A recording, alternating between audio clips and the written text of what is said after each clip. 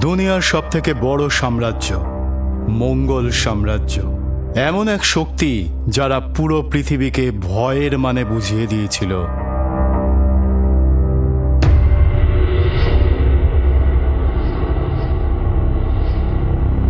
বলা হয় এদের অভিযানে বিশ্বের জনসংখ্যার প্রায় 10% মানুষ মারা গিয়েছিল।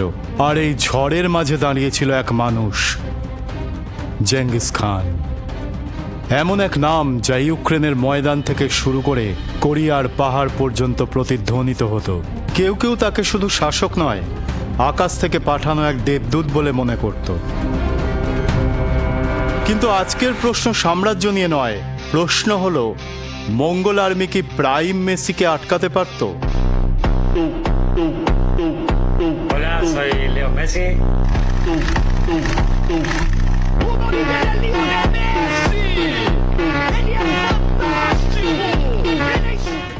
নিজের শিখরে থাকাকালীন মঙ্গলদের কাছে 1 লক্ষেরও বেশি সৈন্য ছিল। কিন্তু ইতিহাস একটা জিনিস শিখিয়েছে, কখনো কখনো সংখ্যাটা গুরুত্বপূর্ণ নয়। আর মেসি, সে তো পুরো ক্যারিয়ার জুড়ে এটাই প্রমাণ করে এসেছে। 2 জন ডিফেন্ডার হোক, 3 জন ডিফেন্ডার হোক, বা 4 জন ডিফেন্ডার, কিংবা গোটা স্টেডিয়াম তার বিরুদ্ধে হোক, Mesca para ele, para Messi, Messi, Messi, Messi, Messi, Messi, Messi, Messi, immens Messi, encara Messi, encara Messi, encara Messi, encara Messi, encara Messi, encara Messi, encara Messi, encara Messi, encara Messi, encara Messi, encara Messi, encara Messi. তবু এক পলকে সবাই পেছনে পড়ে যায় আর Messi সামনে এগিয়ে যায়। কিন্তু মঙ্গলরা পৃথিবীর অন্যতম বিপজ্জনক সেনাবাহিনী হওয়ার পেছনে একটা কারণ ছিল, তারা নিয়ম মানত না। তারা জেতার জন্য যে কোনো কিছু করতে পারত। আর এখানেই উত্তেজনা বেড়ে যায়। কিন্তু সমস্যাটা হলো মেসিও তার জীবনে মার্সি বা দয়া নামের জিনিসটা খুবই কম দেখেছে।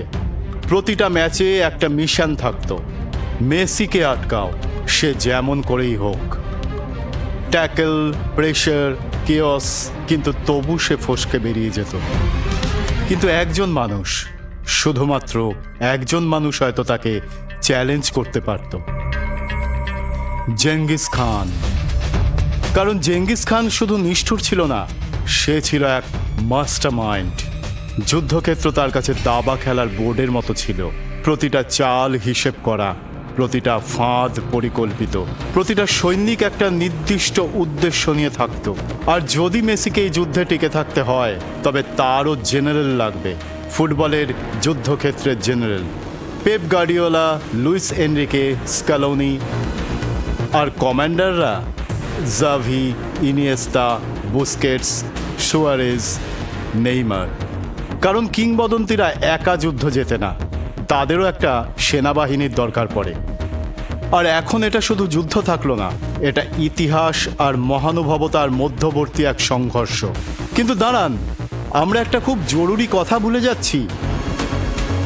যখন আমি বলি প্রাইম মেসি, আমি কোন মেসির কথা বলছি? সেই টিনএজ প্রডিজি যে ডিফেন্ডারদের স্বপ্নে ভয় দেখাতো, সেই ফলস 9 যে 1 বছরে 91টা গোল বিপক্ষের জালে পুড়ে দিয়েছিল, সেই শিল্পী যে MSN-এর সাথে মিলে ইউরোপ জ্বালিয়ে দিয়েছিল, সেই বিশ্বকাপের জাদুকর, সেই একাকী যোদ্ধা।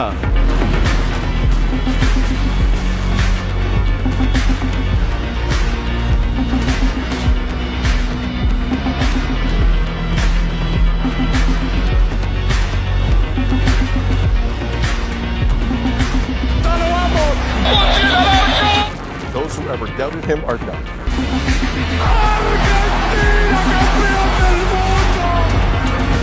নাকি লাস্ট ডান্স ভার্সন। সেই মেসি যে জেতার জন্য কোনো অনুমতির অপেক্ষা করে না, যার শুধু একটা জিনিসেরই প্রয়োজন হয়, জয়। আর আমার একটা থিওরি আছে, হয়তো ঈশ্বর সত্যিই আছেন, আমি জানি না তিনি কোন ধর্মের, কিন্তু কখনো কখনো মনে হয় কিছু মানুষ তার খুব প্রিয় হয়। আর মেসি কখনো কখনো তাকে দেখে এমনটাই মনে হয়।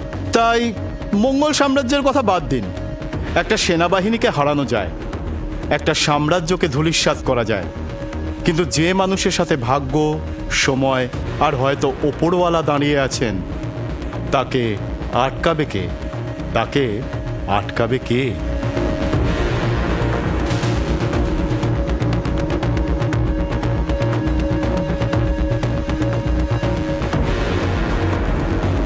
সবার নিজের নিজের লাভার্স থাকে, হেটার্স থাকে, তবে একটা কথা সবাইকে মানতেই হবে, Lionel Messi is great, greater and greatest.